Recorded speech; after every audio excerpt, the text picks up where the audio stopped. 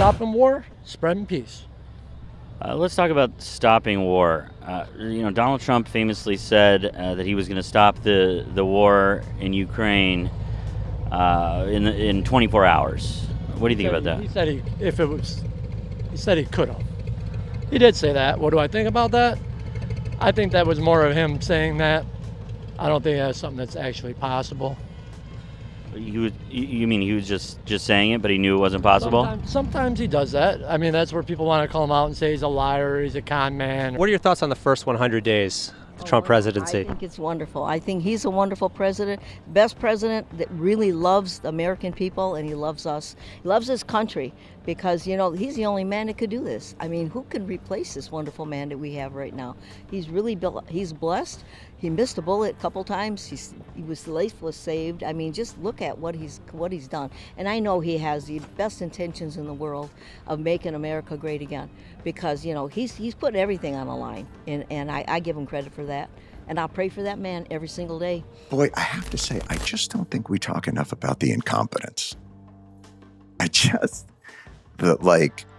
The just rank of how they accomplish things and the price we are paying for his inability to it's as though everything that occurs on the world stage is just another weekly episode of his program. What's this week's episode?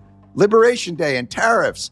Great. Let's do that. Oh, hey, it's tanking the bond market and everybody is freaking out. Oh, great. Yeah, no, that's the plan. Now we're just going to give everybody 90 days. And then he comes on and goes, everybody's kissing my make deals. But nobody seems to be making any deals. And so then we just move on to the next episode. Oh, this week's episode is we're going to go in with the military to Los Angeles because that's exploding in chaos and violence, even though it's not. And God, if anybody, has experience dealing with unrest in Los Angeles, it's the people that the cops that already live there. And now it's Iran, and it's just, hey, it's the Iran episode, and I gave him 60 days because I'm the deal maker in chief, and we're going to have a nuclear deal, and this is all going according to plan, and it's utter incompetence. We're in such a bizarro world. Donald Trump seems determined to hire people who comparatively make him look kind of smart. So just to start with the basics here, Mr. Secretary, the total all-in request for FY26 is $441.2 billion, correct? Okay, Yeah. and how much of your medical services request is for personnel? And how many personnel through this medical services request do you intend to employ in FY26?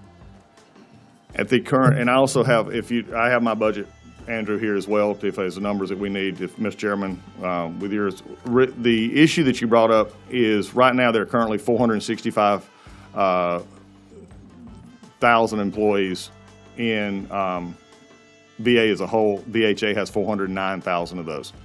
I'm so sorry, Mr. The question is, how many staff do you intend to employ through the medical services budget in FY26? Do we, Andrew? 396,000. 396,000. Yes. Okay.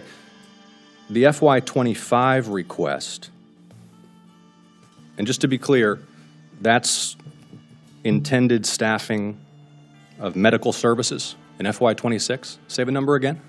395? 396,000. 396,000. Okay. How many physicians do you intend to employ in FY26? Physicians. Physicians, we employ a large number of physicians. I'm sorry, who are you? Andrew is our budget. Right now, we currently have 28,868 physicians. Yeah, so how many physicians do you intend to employ in FY26?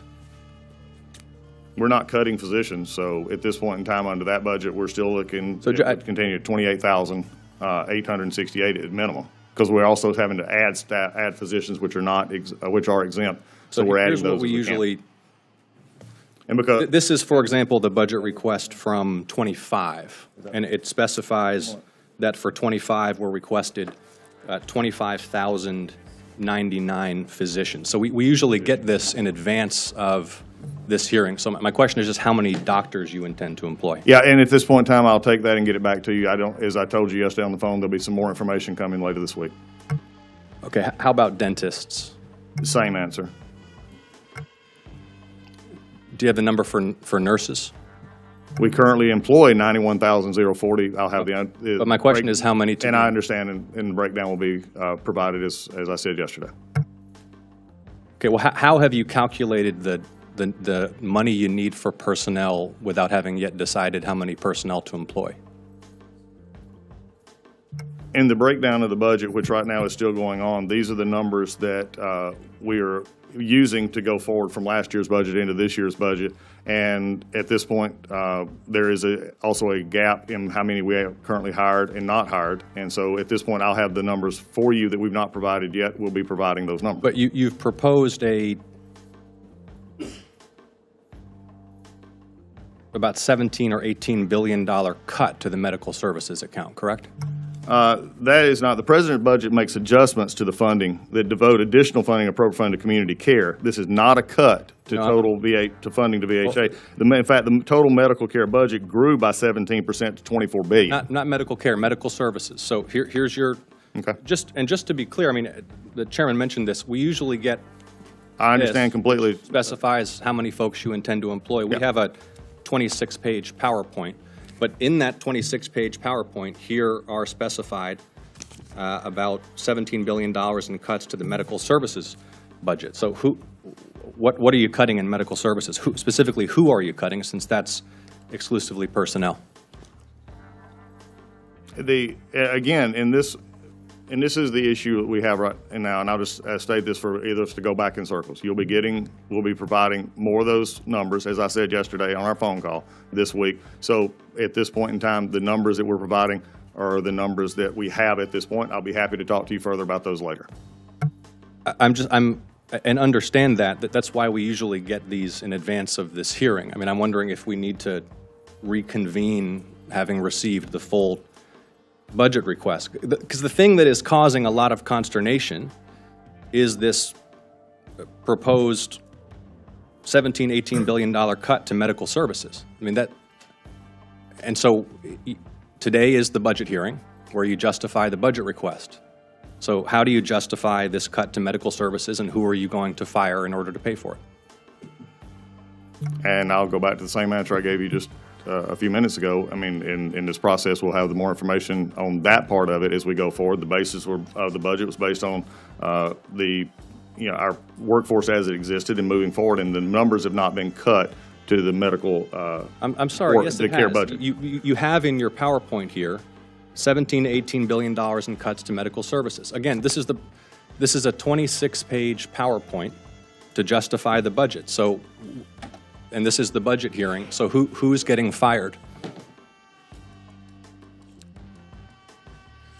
I don't know, Mr. Chairman, if we need to reconvene after they send us the materials, but I think this is insufficient. Clearly, and I'll follow up in my next round. Thank you, Mr. Chairman. If this administration were worried about competence, they wouldn't be firing experts and then hiring Fox News hosts. This is all about the show for Trump, and all about privatization and tax cuts for his billionaire donors. If they cared about governing, they'd be investing in public services, not gutting them, but that's never been the point. This is about power, distraction, and handing the keys of government over to the highest bidder, something Republicans have been dreaming about for decades. We're just supposed to watch the circus and then foot the bill. Democrats can't keep falling into the trap of lurching to the right to court the same people who voted for Donald Trump. Zohran Mamdani's New York City mayoral primary campaign's success shows just how much hunger there is for real progressive policies when paired with young, charismatic leaders. And if the DNC wants to survive, maybe it could start taking some notes. Maybe some of those disillusioned Trump voters will see that their material conditions would be better with the alternative, and maybe not, but their votes aren't more valuable than those of people who believe in equity and inclusion and a government that actually works for us. We've been ignored and let down by establishment Democrats for far too long.